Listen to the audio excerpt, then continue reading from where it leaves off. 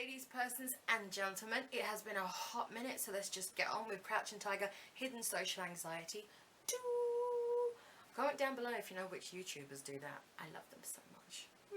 So in the first part of Crouching Tiger, Hidden Social Anxiety, I looked into why I found it so difficult just coming to terms with the idea of being socially anxious. In this one, I'm going to take a exercise from this little booklet that was given to me. So yeah, let's get on with it. On further inspection, I'll do this second one, and it's about negative automatic thoughts and then the pictures that you have in your head, and then it's about neutralizing them. So yeah, let's get on with it. I've got a little piece of paper and my pink pen. Let's go. Okay, so it's got negative, let's see if you can see it. Negative automatic thoughts. I don't know if you can see, but we will just have to pretend that you can. Let's make a little doodle-doo, doodle-doo, doodle-doo, doodle-doo, doodle-doo. I could just put the music on. I don't have to do it myself in my head. What I'm going to do is I'm going to use my experience of going to meet my favourite YouTubers, which was a while ago now. It was April. I pretty much remember it. I remember all of my thoughts and all the things that I thought were going to happen in me going from leaving the house to being there. So for an example, they've got here, I don't know what to say. People will think that I'm stupid. But my automatic thoughts were, I'm not going to fit in. That's it. I'm not going to fit in. There's going to be people there who have been like long-term fans and know the guys for a lot longer. They're going to probably recognise some of their fans, the ones that are like, you know, always commenting, always, you know, showing support and love. I'm not gonna fit in. The picture linked to that may be me in one corner and people in another corner. So everyone away from me, like I smell. They've got another example here. Everyone will look at me when I walk in and I will shake. No, I will walk in, my stick will go one way, my arse will go another, and I will slip to my death. That's the automatic thought. This floor is way too shiny, I'm gonna slip and die. I'm gonna slip and die. So the picture, me falling on my arse. I will stammer and not find my words. What I found is that I tried to talk. I really did try, but yeah, just. So what should we put? I did speak to one person to begin with, and then when I got upstairs, I completely sat away from everybody else. So me thinking that everyone was going to sit away from me, I chose to sit away from everybody else, like right in a corner. I'm going to mumble. I did feel like I was going to mumble because when I do get nervous, I feel like I don't have the kind of control over my mouth that I would like to have. So it's like a physical symptom where I feel like I can't speak. I'll babble like a bitch. Mental image, people being like, is she okay? I don't know, is she? I sounded really pathetic when I asked a question. I didn't ask a question. Fuck that. Everyone in the room looking at me, you must be fucking having a laugh. What did I do? What happened? No. What happened? Mask in the wall. I know what happened. I was there. So I'm not going to fit in. I'm going to slip and die. I'll babble. And they won't like me. They won't like me. That'll be it. They won't like me. Have you ever found that when you sing, you write better? I mean, I don't, but I feel like I do. Mental picture. All of them spend like 2 seconds with me and then I'm gone. They rush to finish meeting me. I mean, I kind of feel like they met me, you know? I met them, but really they met me. I know they're honoured. The negative automatic thoughts.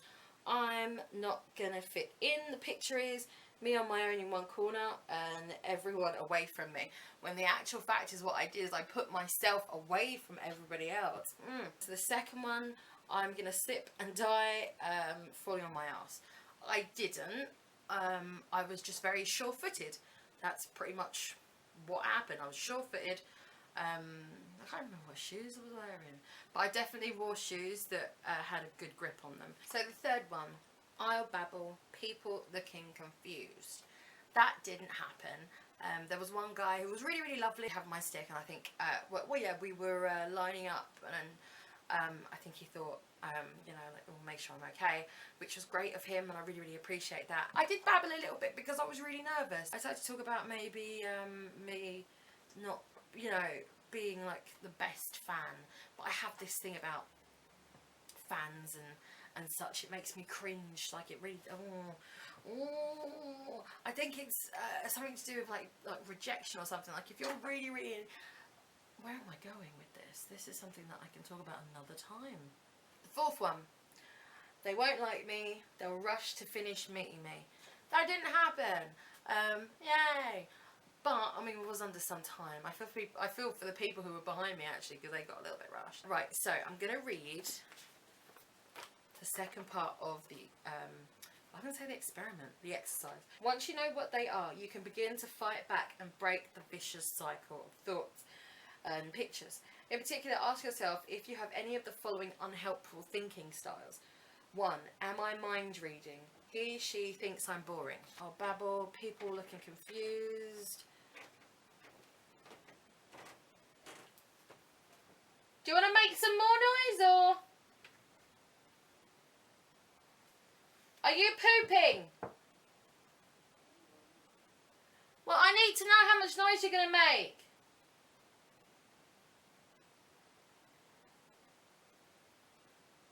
I'm going to use my answers and we'll go through the 4 that they've got here. Am I mind reading? E.g., he, she thinks I'm boring. In this case, you don't tend to find out or look to see what the other person really thinks.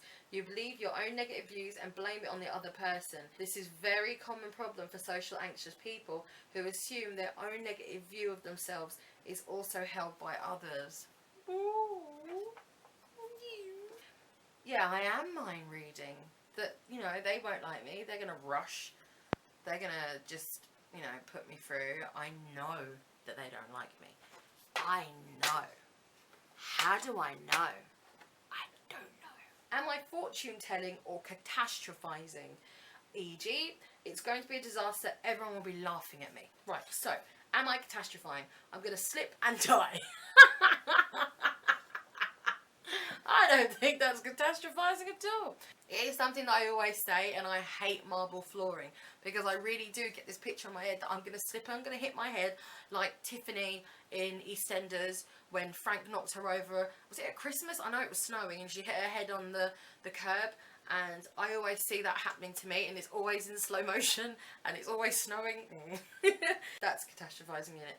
It's going to be a disaster and everyone will be laughing at me. Number 3, am I personalising this? They are all laughing. They must be talking about me. I'm personalising this. I'm not going to fit in. Me in one corner, everyone away from me. Okay, yeah. Yeah, that is. I suppose that's quite personal, isn't it? Right, number 4. Am I focusing only on the bad things? Yes. Yes, well, yes I am. These unhelpful thinking styles mean that you don't view yourself in social situations in a fair way. It may help to begin to try and answer back to find a fairer picture of what is happening. Still a long way to go, I think, in the way that I view myself. I seem to have a half narcissistic, half very self-deprecating war going on within me. I implore you to have a go at this. I found it difficult. I find most things difficult when it comes to, you know, self-reflection, when it comes to mental health. Faith, not a problem. I can reflect like a philosopher all day. But when it comes to really thinking about what's behind my thoughts, my feelings, and the fears, I do find it really, really difficult. This Shyness and Social Anxiety, this self-help guide, is from the NHS, and I will put the links down below, but you can get others online, which is really cool. So I'll put that down below. Yeah, I didn't even know this, which goes to show, because when it was put in my hand I was like, what I will say is that I have OCD, and it's looking like my control of getting this right is probably why I was finding it so difficult. It's great to do these and find out what's behind how you feel and what your thinking patterns really are. But essentially, if you're having trouble getting down to the nitty-gritty, it's okay. Put it down and do something else. We might not find out all the how and the why and the where things have come from, but that's really okay, and it is just about moving in the forward direction. The first thing is trying to believe it, just like me. Right guys, I'm going to wrap it up. So like, share, comment, subscribe, all that stuff in whatever order you want to do it in. And if you don't do any, I'll be personally I won't. I'll try not to. But if I am personally hurt, then I'll think of a fairer way to think about it. I will see you guys very soon. Bye my lovelies. Say what you feel what you say. Don't hold back, it's real that way. Say what you feel what you say. Don't hold back, it's real that way. Take your time for the time it takes, just fine.